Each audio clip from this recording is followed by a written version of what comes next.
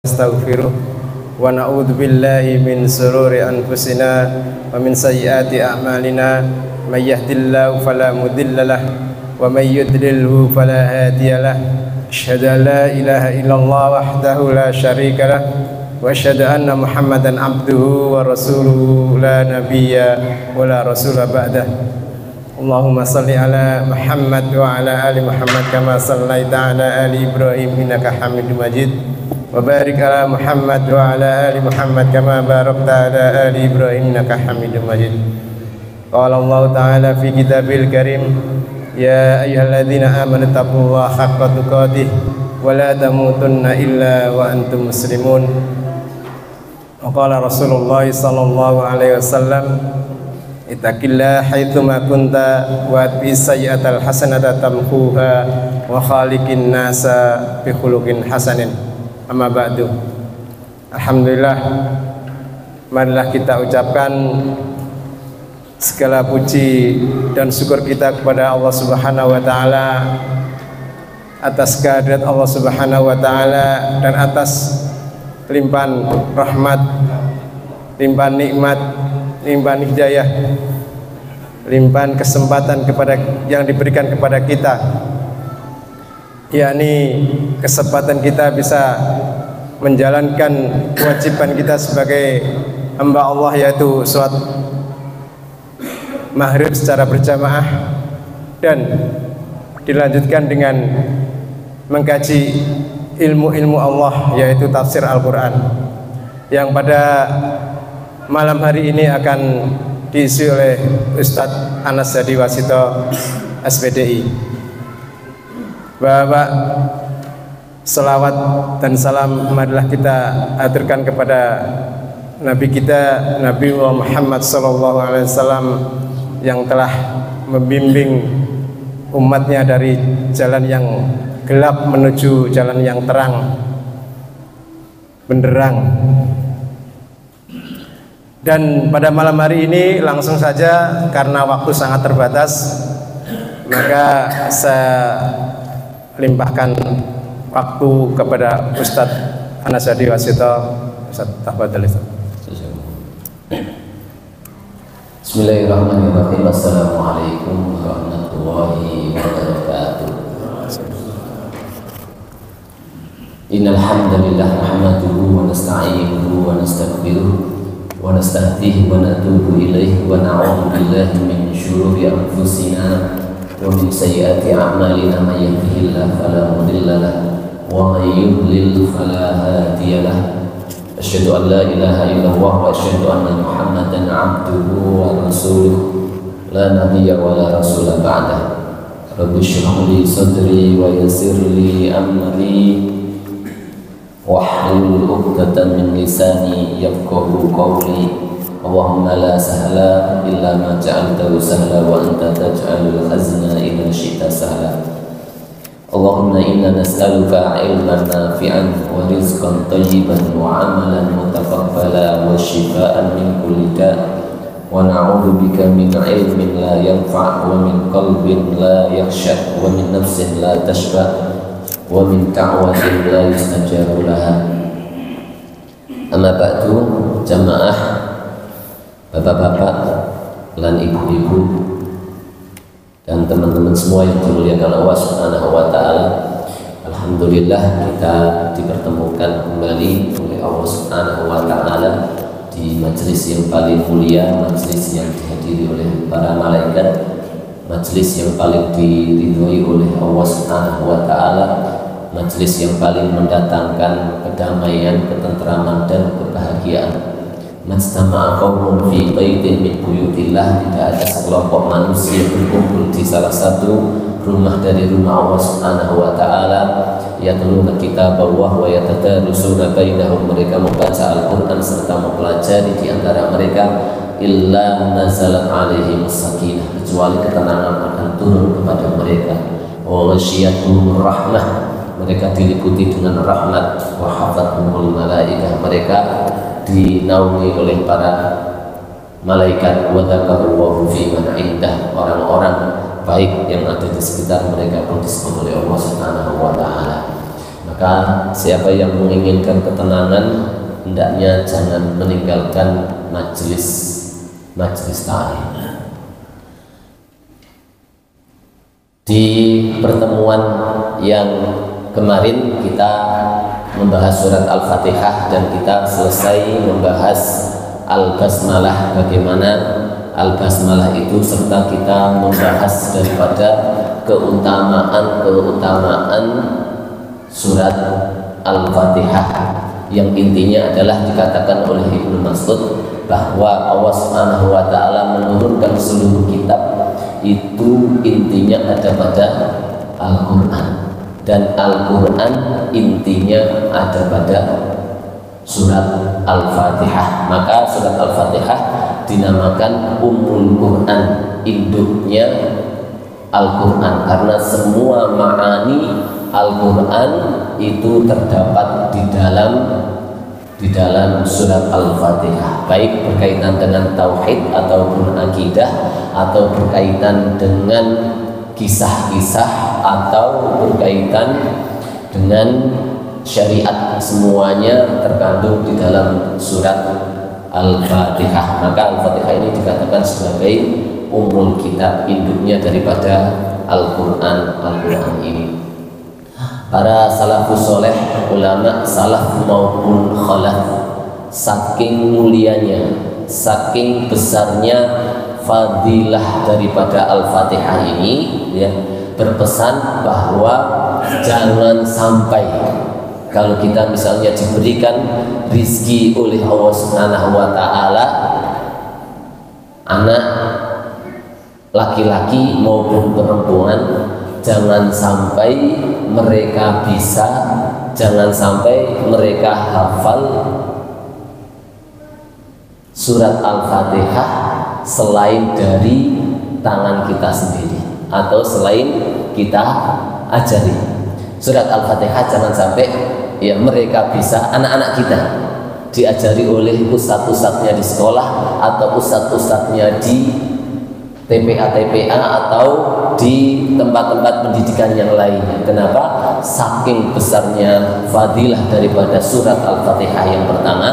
Yang kedua, bahwa inti daripada ibadah itu adalah surat Al-Fatihah, dan surat Al-Fatihah itu diulang-ulang setiap hari minimal. Kalau tidak pernah membaca Al-Quran, orang yang hanya sholat saja 5 waktu, minimal dia akan membaca 17 kali surat Al-Fatihah, dan itu pahalanya mengalir pada yang mengajarkan.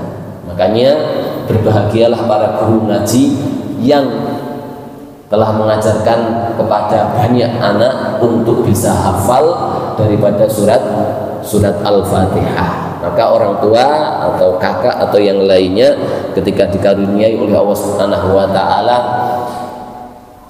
anak ataupun adik, hendaknya jangan sampai karena besarnya fadilah ini bisanya mereka Al-Fatihah diajari oleh orang lain, supaya sampai kita di kuburan pun Al-Fatihah ini tetap menjadi pahala yang terkirimkan kepada kita selama anak tersebut mengerjakan sholat 5 waktu. Bahkan Al-Fatihah sendiri itu Rasulullah SAW menyampaikan di dalam hadis qudsi, yang mana Allah Subhanahu wa taala berfirman di dalam hadis tersebut, qasamtu sholah baini wa baina abdi nisfain, saya membagi sholat antara diriku dan hambaku itu menjadi 2. Allah Subhanahu wa taala katakan Al-Fatihah di sini sebagai as-sholah, karena tidak ada sholat tanpa Al-Fatihah, dan sholat itu intinya ada pada Al-Fatihah. Ya, ini diantara keutamaannya yang juga sudah kemarin kita bahas. Baik, silakan Al-Qur'annya dilihat. Ya, kita mulai memasuki ayat 1 yang berpendapat bahwa basmalah bukan merupakan salah satu daripada surat Al-Fatihah. A'udzubillahi minasyaitonirrajim. Bismillahirrahmanirrahim. Alhamdulillahi rabbil alamin. Ya. Alhamdu huwa athana. Alhamdu itu adalah pujian. Alhamdu kalau dari segi ilmu nahwu, al di sini itu adalah al lil istighraq yang fungsinya adalah, kalau kita terjemahkan ke dalam bahasa Indonesia, itu menjadi segala bentuk pujian. Segala bentuk pujian. Pujian apa saja, pujian yang paling sempurna itu lillahi, hanya untuk Allah Subhanahu wa ta'ala. Teman-teman semua, sebelum kita bahas ya kalimat berikutnya, kita ada sebuah evaluasi renungan yang sangat mendalam sekali, yang kalau kita berpegang kepada renungan ini, niscaya kita akan mendapatkan daripada kunci kebahagiaan hidup.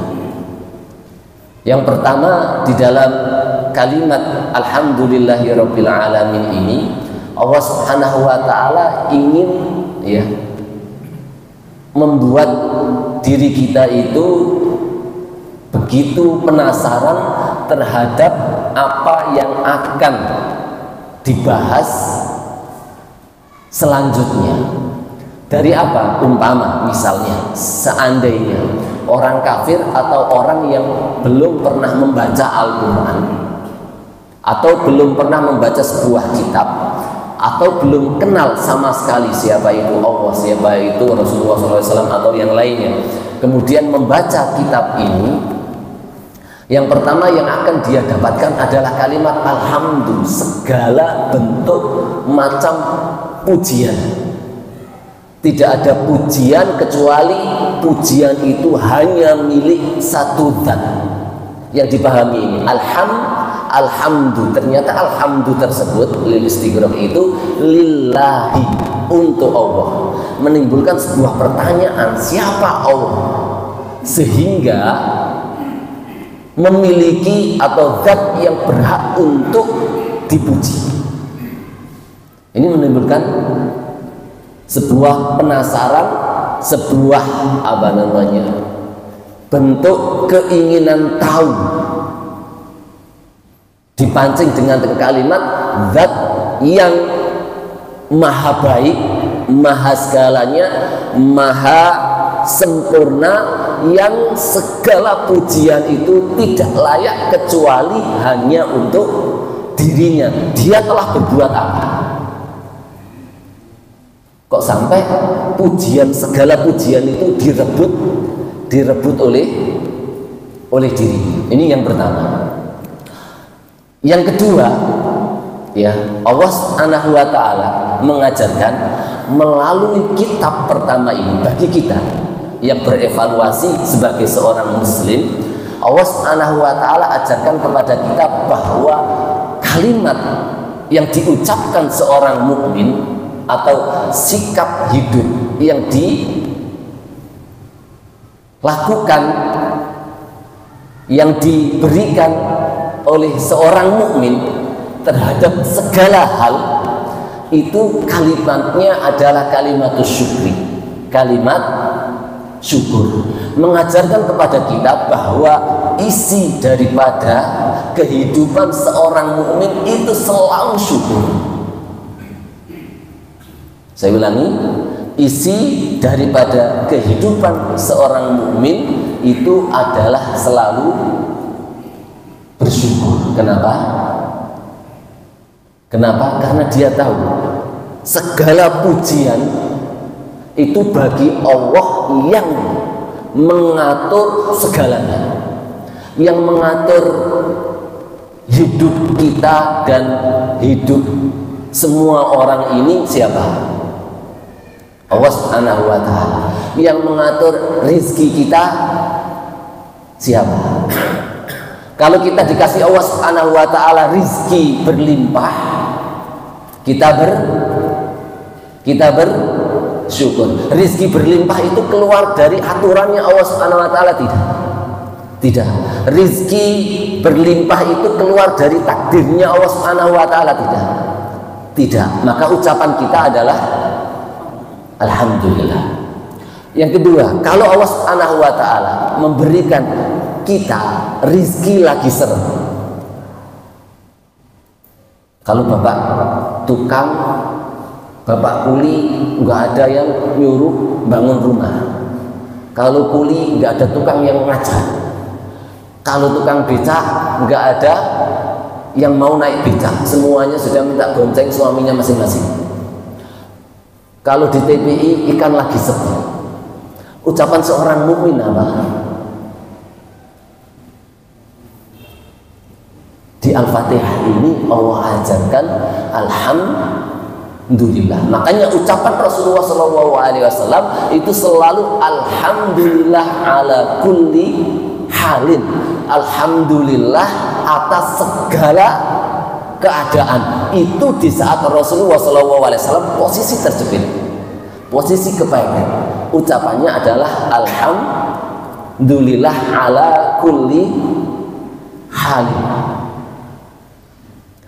Kalau Rasulullah SAW dapat kelapangan, ucapannya apa?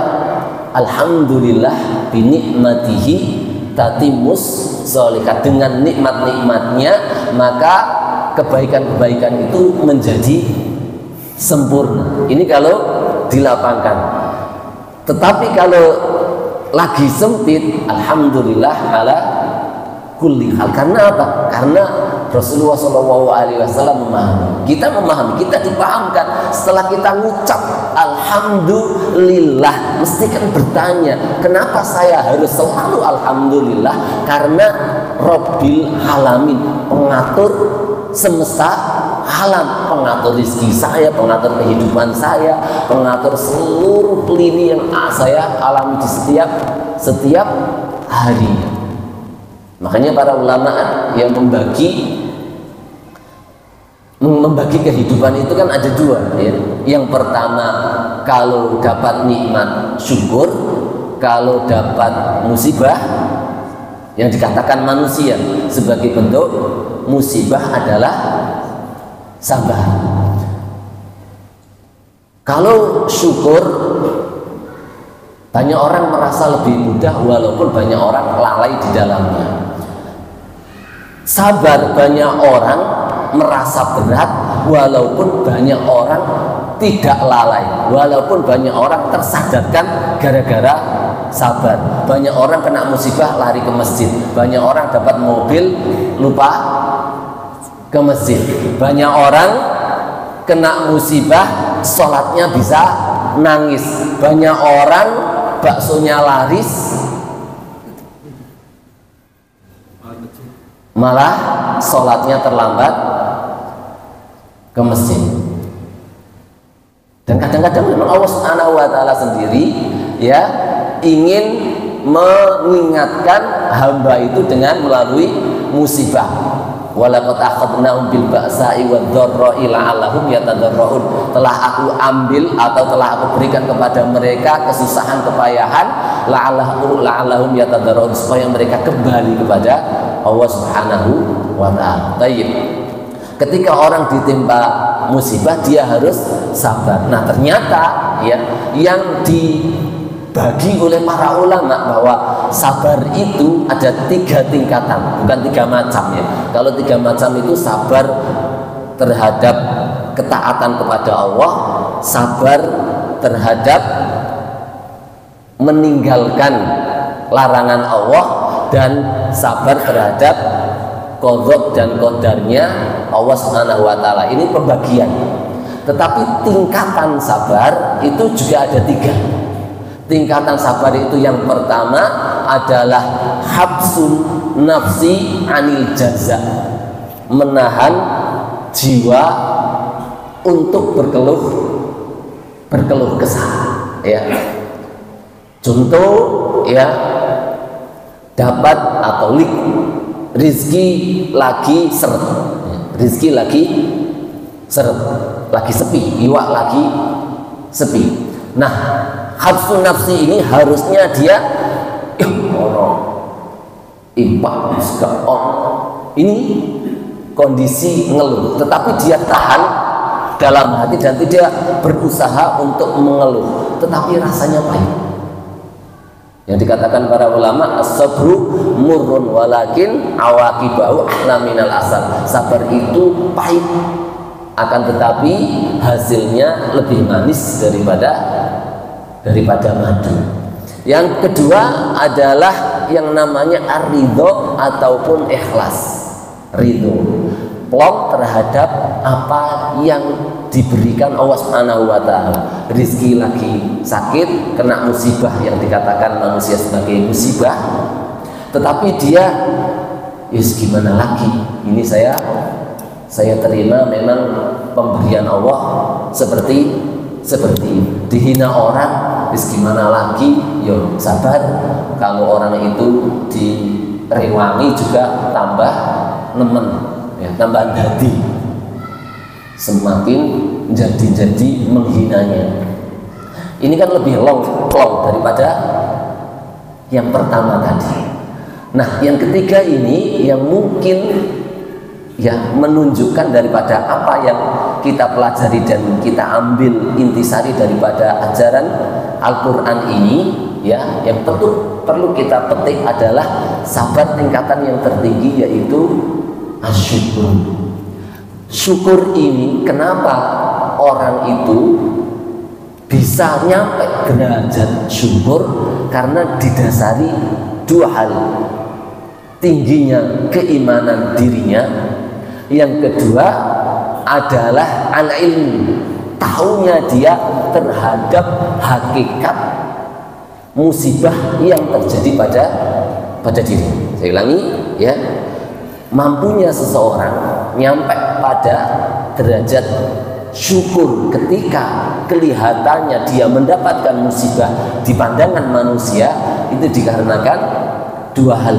Yang pertama apa tadi? Yang kedua itu, yang pertama karena iman, ya. Iman itu apa? Ngandel, percaya, ya. Percaya bahwa Allah itu ada, bahwa Allah itu ngasih pahala, bahwa Allah itu ngasih balasan. Percaya, al-iman billah. Yang kedua adalah al-ilmu, lebih spesifik adalah ilmu tentang hakikat musibah yang dikatakan manusia sebagai musibah itu sendiri, dengan sempurnanya dia memahami Rabbil Alamin. Contoh, ya, kalau orang tidak faham, maka dia akan mentok pada dua kondisi tadi: sabar pada tingkatan yang pertama, atau paling tinggi sabar tingkatan yang kedua. Tapi kalau sabar sampai dia bisa syukur terhadap sebuah kejadian yang dikatakan manusia sebagai bentuk musibah, ini, ya, ini terjadi karena dua hal: iman sama ilmunya tadi. Contoh misalnya, ya, yang pertama, ya, ada dari kita yang keluar ke sini sandalnya hilang. Sandalnya hilang. Ini nikmat atau musibah? Nah, ini di kacamata manusia adalah musibah, ya. Yang kalau manusia biasa itu berhak untuk apa? Untuk gelo, untuk sakit hati, atau bahkan nek gak punya ilmu sama sekali, maka dia akan keluar sini langsung bilang perkataan yang kotor-kotor. Jangkrik sing disalah, jangkrik sapa sing ambil sandal saya. Dengan sakit hati dia bilang seperti itu. Tetapi kalau bagi yang memahami tadi, alhamdulillahirabbil alamin, ini ketika dia hilang sandal, apa ucapannya? Alhamdulillah. Kenapa alhamdulillah? Allah Subhanahu wa ta'ala kira-kira ngatur tidak sandalnya itu hilang atau tidak hilang? Keluar enggak dari Rabbil Alamin? Sandal hilang? Tidak keluar tidak keluar dari aturan Allah, tidak keluar dari takdirnya Allah. Tetapi Allah mengajarkan apa kalau kita tahu Rabbil Alamin? Mengajarkan alhamdulillah. Maka subhanallah, kadang kita mampu ya, salafus soleh itu kalau punya masalah mereka lari kemana? Melari ke masjid. Sampai diceritakan di sebuah riwayat Ali bin Abi Thalib kalau ada masalah sama Fatimah istrinya, anak Rasulullah SAW, larinya kemana? Ke masjid. Karena memang diajarkan oleh Rasulullah idza hazibahul amr, kalau Rasulullah SAW itu ditimpa atau mampir kepada dirinya sebuah masalah, lari kemana? Lari ke sholat. Salafus soleh juga sama. Kalau ada masalah itu larinya langsung ke sholat. Hanya ketika pertama kali mengucapkan alhamdulillah selesai masalah. Kenapa? Karena para salaf memahami itu. Nah, kita kadang sungkan, masalah enggak selesai, padahal kita jungkir. Karena apa? Karena ketika kita takbir, kita baca alhamdulillahirabbil alamin, mikir kenapa mie saya kok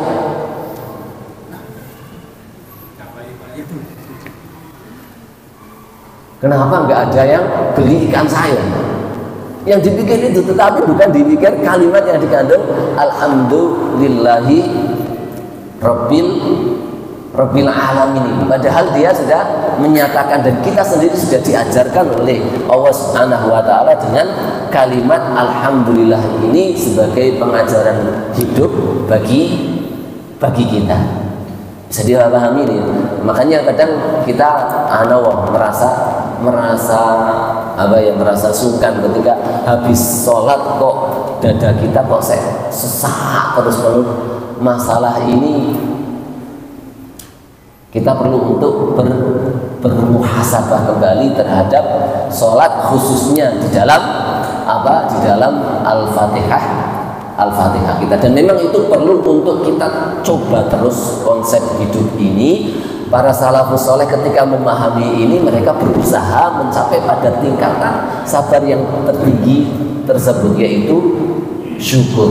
Seberat apapun ujian Rasulullah SAW dan sebanyak apapun ibadah yang dilakukan oleh Rasulullah SAW, ucapan Rasulullah SAW tetap akan afalan akuna abdan syakur. Apakah saya tidak boleh menjadi hamba yang bersyukur? Nah ini karena memang hidup ini akan selalu kita melewati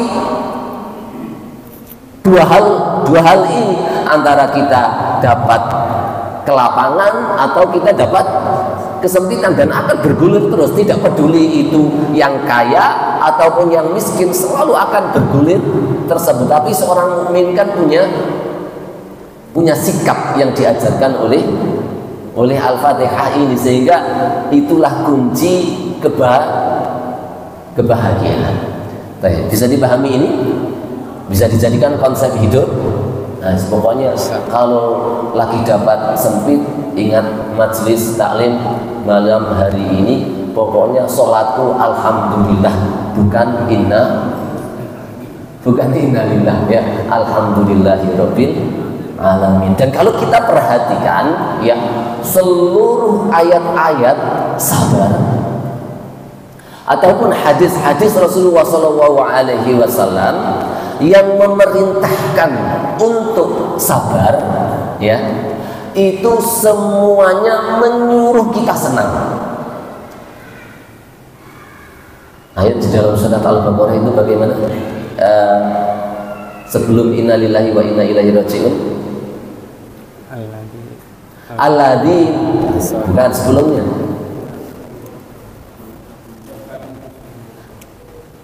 Bukan sebelumnya satu ayat.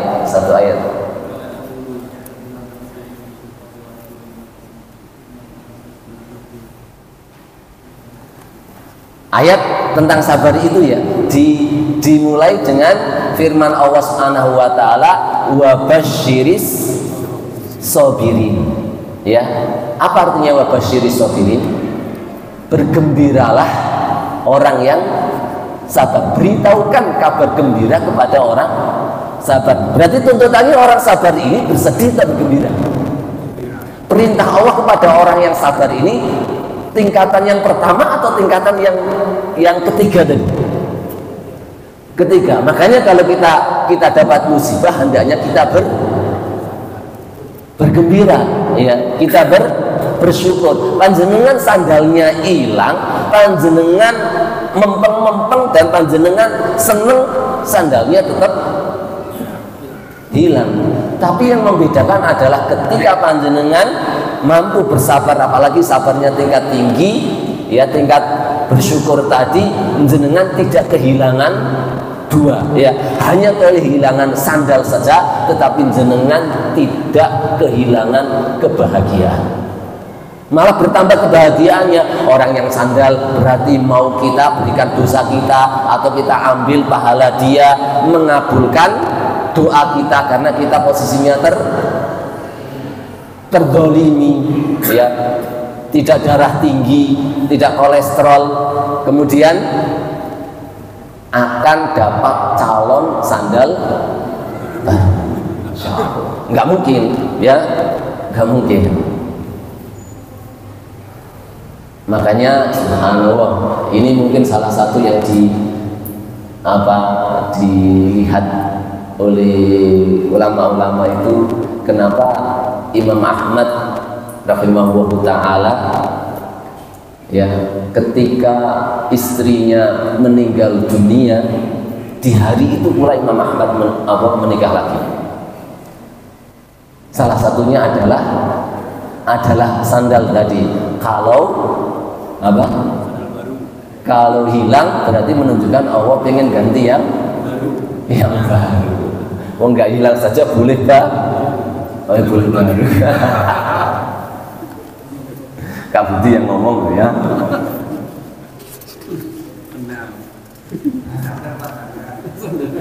Insya Allah. Dan perlu teman-teman semua, ini memang kadang-kadang kita taklim mudah kita bahas, tetapi di kehidupan kita betul dilatih, ya. Bisanya kita itu tadi dengan kuatnya iman tadi kita kepada Allah.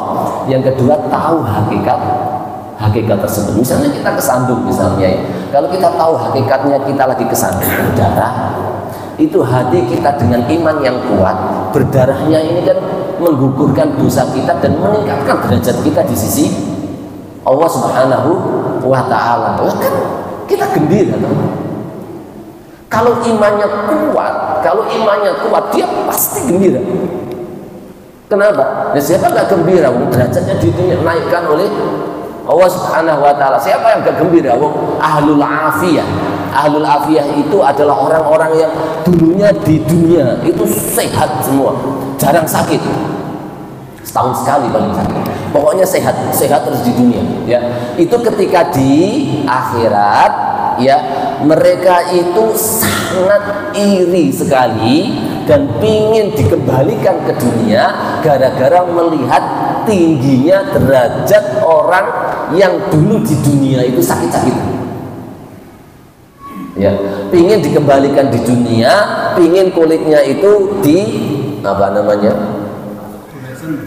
digores, dicakar-cakar pakai besi, sehingga pokoknya sakit, berdiri nggak bisa bangun sepanjang hidupnya. Paling mikirnya mereka di akhirat kan mikirnya, oh, di dunia sebentar saja kok, paling berapa lama? Kalau umur kita 70 tahun, paling cuma 1 jam tok, nyampe derajat kayak begitu kok, saya kembalikan saja ke dunia.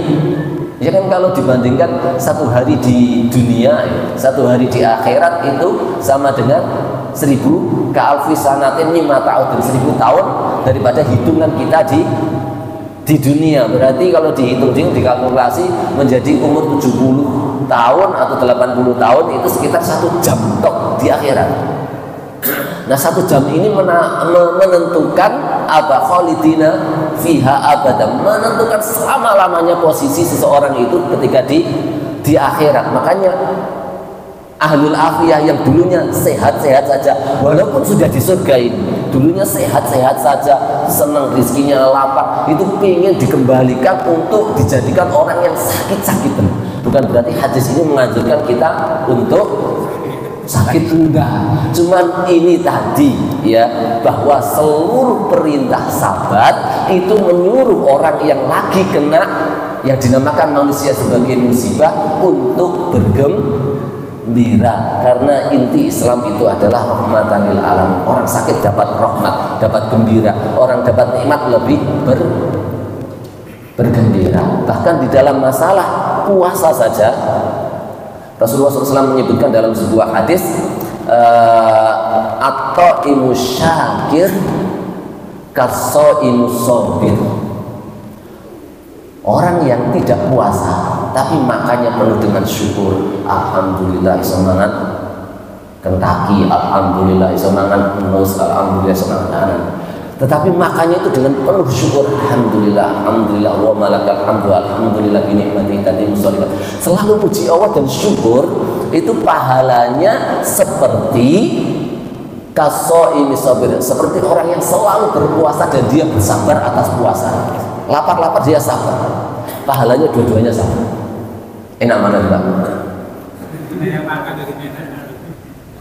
Cuman penyakitnya tadi ya, saya ingatkan ya, bahwa orang syukur itu banyak lalainya, manusia kebanyakan. Tapi ketika dikasih musibah banyak ingat. Orang kena musibah masjidnya insya Allah ramai, tapi jangan sampai itu terjadi sama kita. Ini ya evaluasi daripada surat Al-Fatihah. Kata pertama yang Allah Subhanahu wa taala ajarkan kepada kita adalah alhamdulillahi rabbil alamin. Baik.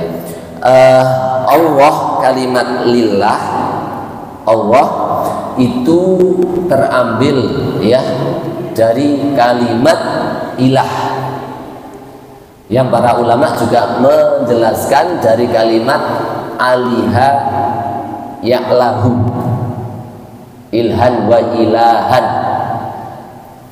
As-Sa'di mengatakan maknanya adalah makhluk yang diibadahi, minal uluhiyah, dari ya ketuhanan yang diibadahi. Allah, kalimat Allah sendiri itu sudah mengandung makna yang diibadahi. Jadi ketika kita sebut Allah itu maknanya yang diibadahi, dan ini ya disebutkan oleh para ulama sebagai kalimat a'raful ma'arif ya. Ma'rifah itu sesuatu yang diketahui ya, ma'rifah yang paling ma'rifah. Artinya semua makhluk, semua alam semesta ini itu memahami, mengetahui bahwa hanya zat satu-satunya yang diibadahi, yang berhak diibadahi, yang menjadi Tuhan adalah Allah Subhanahu wa ta'ala. Maka namanya adalah Allah. Nama Allah itu nama yang paling agung dari seluruh asma dan sifat Allah Subhanahu wa ta'ala, dan seluruh asma dan sifat Allah Subhanahu wa ta'ala itu terkandung ya di dalam kalimat Allah. Misalnya Ar-Rahman, Ar-Rahim, yang maha pengasih, yang maha penyayang, Ar-Razik, Al-Malik, Al-Mudabbir, yang maha menciptakan, yang maha memberi rizki, yang maha mengatur, yang maha agung, yang maha mampu atas segala sesuatu, yang maha segalanya itu yang berhak untuk diibadahi. Yang maha segala sesuatu itu yang berhak diibadahi karena memiliki asma dan sifat-sifat yang tidak ada tandingannya, dan yang maha mampu itulah zat tersebut yang berhak untuk ibadahi, dan makna diibadahi, yang diibadahi itulah bahasa Arabnya Allah. Bahasa Arabnya Allah, dan tidak ada yang berani menamakan dirinya dengan nama Allah, baik sejak manusia pertama sampai akhir tidak ada yang berani menamakan dirinya dengan nama Allah. Ada yang menamakan dirinya sebagai Rahman, walaupun nggak boleh ya menamakan dirinya Rahman. Ada seperti Musailamah Al-Kadzab itu menamakan dirinya sebagai Rahmanul Yamamah, ya, sang pengasih negeri Yamamah pada saat itu. Ataupun yang lainnya, ya, memakai nama-nama asma dan sifat Allah sebagai julukan dia dipakai.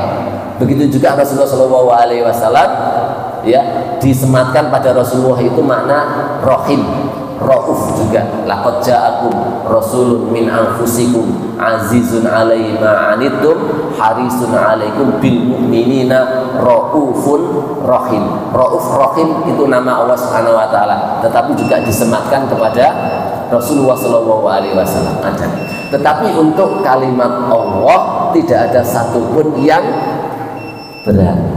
Karena apa? Karena maknanya dari segi makna bahasa Arabnya aja artinya langsung huwa al-ma'luh, yang diibadahi. Ini Allah Subhanahu wa ta'ala.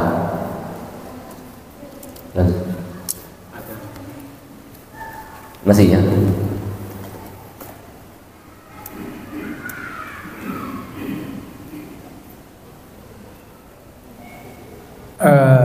Bapak-bapak dan ibu-ibu, setelah ini ada sesi tanya jawab. Sebelum sesi tanya jawab, break adzan dulu, monggo.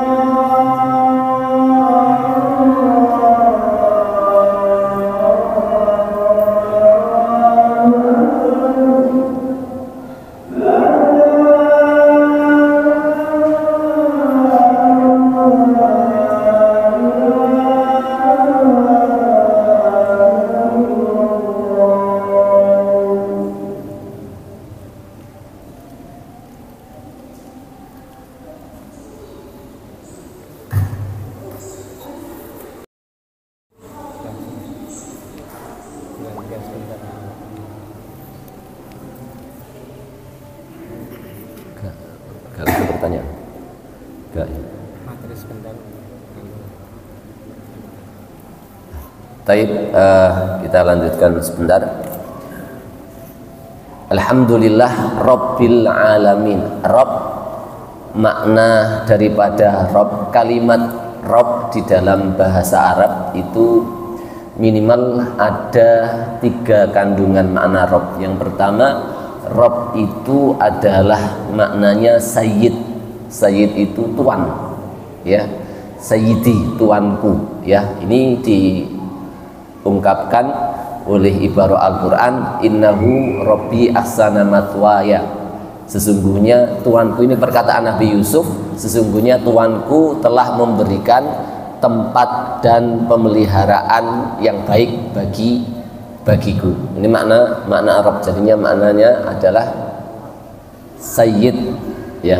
Yang kedua adalah Rabb bermakna sahib. Contohnya adalah Rabbul Bait atau Rabbul Ghanam. Rabbul Bait berarti sahibul bait, pemilik daripada rumah. Maknanya adalah pemilik, sebagaimana diungkapkan oleh Abu Thalib ketika menghadapi Raja Abrahah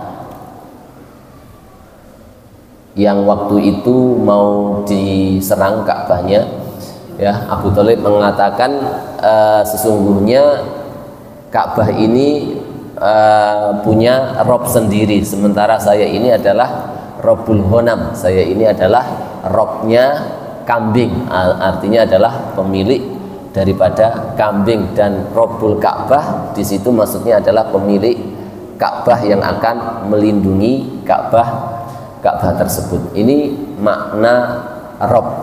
Makna Rabb yang ketiga adalah dari kata-kata robba yurabbi, artinya al-muslih atau yang memperbaiki, yang memelihara atau yang mendidik.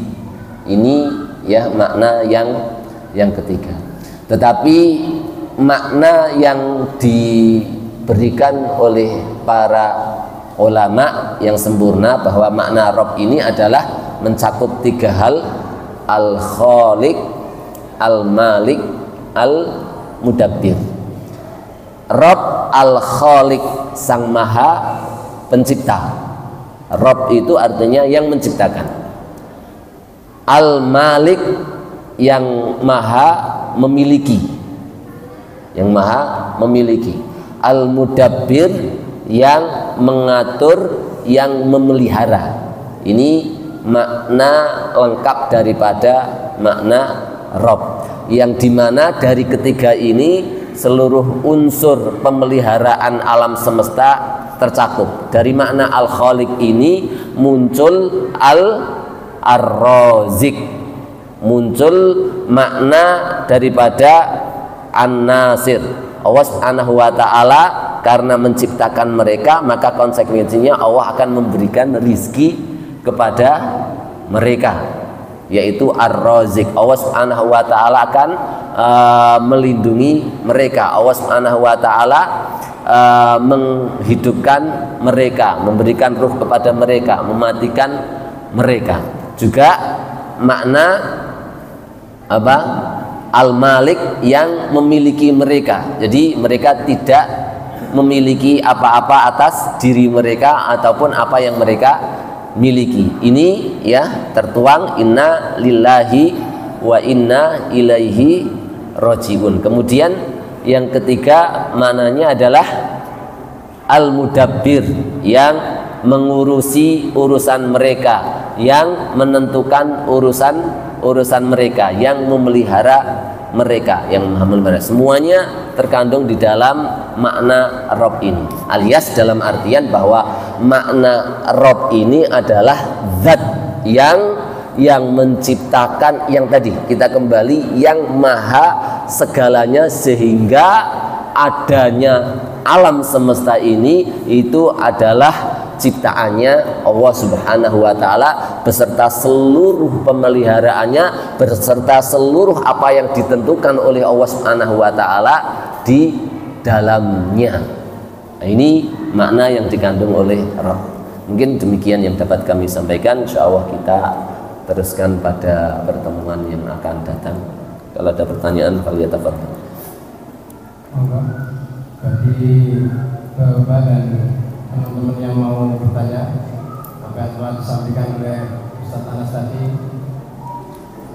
yang belum paham mohon ditanyakan.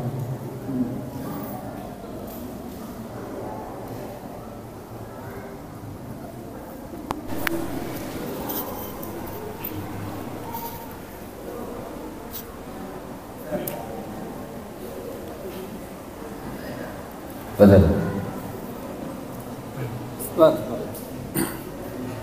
Ya, jazakumullah khairan. Begini Ustaz, tadi dijelaskan bahwa sebagai seorang muslim itu harus selalu bersyukur kepada Allah Subhanahu wa taala, baik itu termasuk terkena musibah. Kemudian momen apa yang harus, atau momen musibah apa yang ketika kita itu harus mengucapkan innalillah? Karena apa? Karena juga ada kata innalillahi wa inna ilaihi rajiun. Sedangkan ketika kita melihat ada orang sakit umpamanya sampai meninggal, kita memahami bahwa itu, oh iya, orang itu sudah terbebas dari sakit.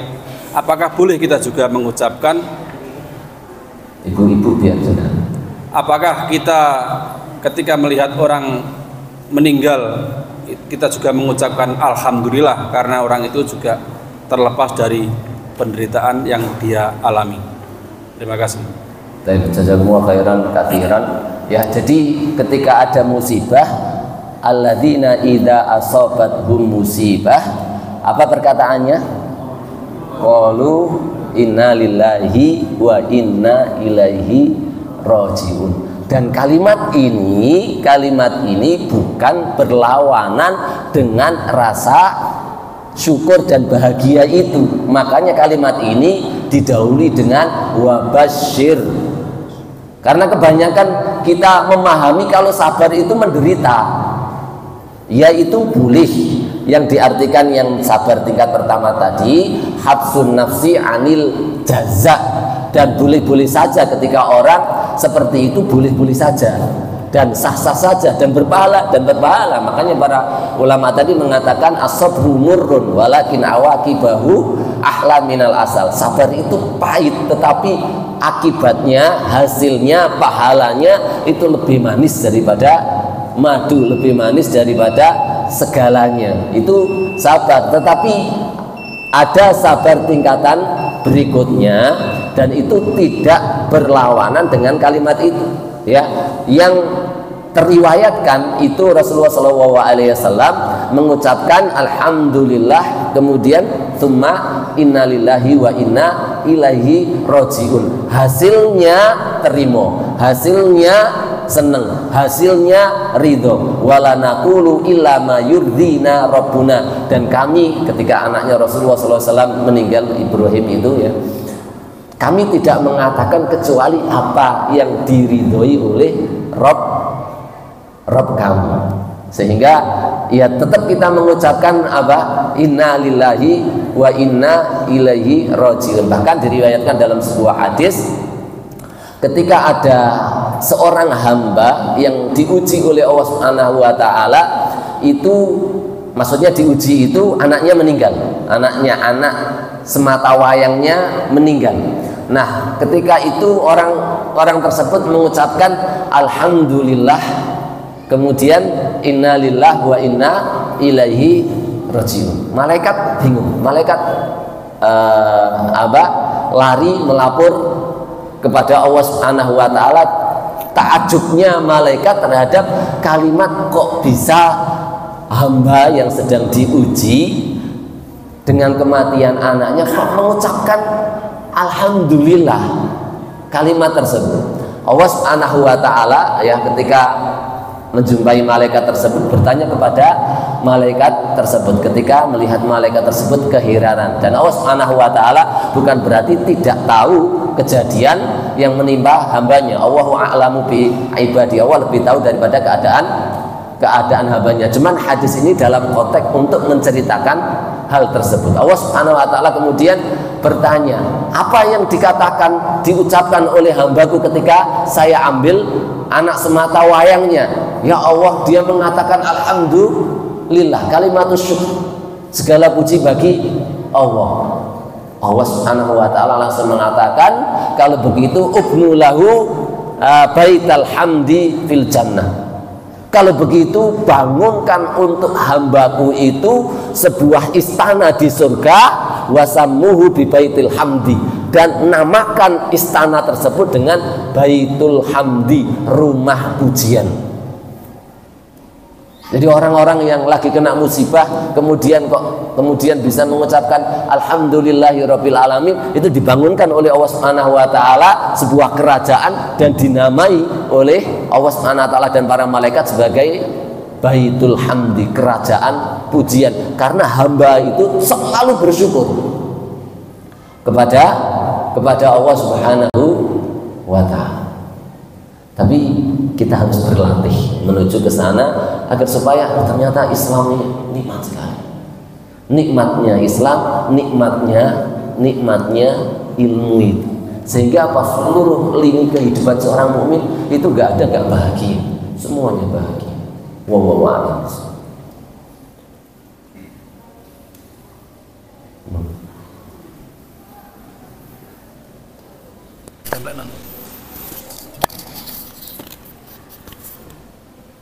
Assalamualaikum warahmatullahi wabarakatuh. Ustadz, ini yang ingin kami tanyakan tuh masalah sandal tadi, Ustadz. Masalah sandal. Sandal. Begini, Ustadz, kebiasaannya itu waktu kami ke Jakarta itu ada reuni 212 itu di Masjid Istiqlal ya. Masjid Istiqlal itu sandal itu, Ustadz, itu dibawa masuk ke dalam masjid, jadi dimasukin kantong kresek. Nah, waktu itu kan anak nggak tahu kan, jadi ya kan nggak tahu, saya pertama kali ke situ, saya tinggal sandal saya di luar. Qadarullah sampai luar ya nggak ada sandal saya, hilang. Jadi saya nggak tahu, jadi di situ seperti apa prosesnya saya nggak tahu. Jadi begini, yang kami tanyakan itu lebih baik mana tingkatannya, orang yang ikhtiar dibawa masuk ke dalam sandalnya dengan orang yang ditaruh di luar aja sandalnya, nggak apa-apa, kalau misalkan hilang ya berpahala, kayak gitu, gimana tadi? Jazakumullah. Apa yang saya terangkan itu ya tidak sama sekali mengurangi apa? Mengurangi ikhtiar kita ya. Di dalam masalah ikhtiar itu dituntut oleh Allah Subhanahu wa taala untuk maksimal. Persoalannya kan subhanallah, kadang kita banyak rugi itu ya, itu dan kurang bisa mempraktekkan hal ini, itu dikarenakan lini kehidupan yang kita jalani itu tidak kita masukkan dalam ranah ibadah. Saya ulangi lagi, kebanyakan kadang belum bisa mempraktekkan ini yang saya terangkan tadi, intisari daripada alhamdulillah tadi, karena kita belum bisanya memasukkan seluruh lini kehidupan kita di dalam ranah ibadah. Contohnya misalnya kita usaha jualan sandal, ya. Kita jualan sandal itu kan mubah-mubah saja, ya. Hal yang tidak masuk ibadah dan juga tidak masuk sebuah dosa. Kapan sesuatu yang mubah itu masuk ibadah? Ketika kita niatkan, kenapa kamu jualan sandal? Ya untuk cari maisha. Kenapa cari maisha? Karena Allah perintahkan saya untuk cari maisha. Rizki itu sudah dijatah oleh Allah Subhanahu wa taala. Kalaulah saya tidak jualan sandal, istri saya akan tetap makan. Dan tidak mungkin tidak makan. Kalau ingin mencoba ya silakan dicoba. Coba dengan nggak kerja, nggak mau ngasih cari rizki, ya, mencari rizki sehari, 2 hari, seminggu, 2 minggu, sebulan, 2 bulan, 3 bulan, 4 bulan, tetap makan nggak istri kita? Tetap makan dari suami lain. Nah kalau misalnya istri tidak dikasih nafkah suami, kan berhak untuk mengajukan khulu ataupun cerai, cari suami lain yang bisa ngasih abang-abang yang banyak. Enggak, belum ada kasus kemudian istri janda dan yang lainnya itu mati kelaparan karena rezeki itu di tangan Allah Subhanahu wa taala. Cuman masalahnya kita di sini, ya, mencoba untuk menjadikan tadi seluruh lini kehidupan kita menjadi sebuah ibadah, ya. Ketika kita mencari maisha untuk ibadah kepada Allah Subhanahu wa taala, maka konsep seorang mukmin mudah sekali. Kalau itu sudah masuk dalam ranah ibadah, maka Allah Subhanahu wa taala berfirman, Rasulullah SAW dalam sebuah hadisnya menyebutkan innallaha thayyibun. Allah Subhanahu wa taala itu maha baik. La yaqbalu illa thayyiban. Tidak menerima kecuali yang terbaik. Ketika dia usaha, maka dia akan betul-betul usaha terbaik semaksimal mungkin. Ya, seluruh ilmu perdagangan dipelajari, yang menyebabkan laris rugi semuanya dipelajari, dipraktekkan, belajar ilmu bisnis dan macam-macam, semua dimaksimalkan usahanya. Dene payu atau tidak bukan urusan saya, dia tetap gembira. Nah, sandal itu tadi sama juga, usaha agar tidak hilang tetap diusahakan. Kalau misalnya tidak ngotori masjid, nang di masjid, artinya tetap sandal diusahakan agar supaya tidak hilang. Dene hilang, alhamdulillah.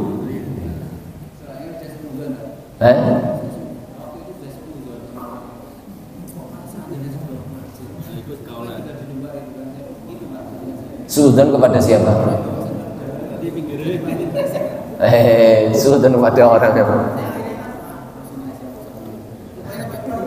Pokoknya kerjaan kita itu kalau mau bersyukur terus husnudon terus. Husnudon yang ngambil ini memang sudah 2 bulan dia nyeker. Kita infak, subhanallah, pahalanya luar biasa sekali.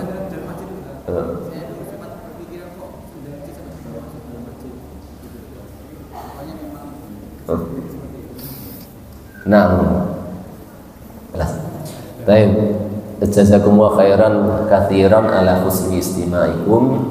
Mudah-mudahan kita selalu diberikan Allah Subhanahu wa taala keistiqomahan, dan Allah Subhanahu wa taala selalu memberikan kita kesehatan, kelapangan rezeki, kemudahan di dunia ini.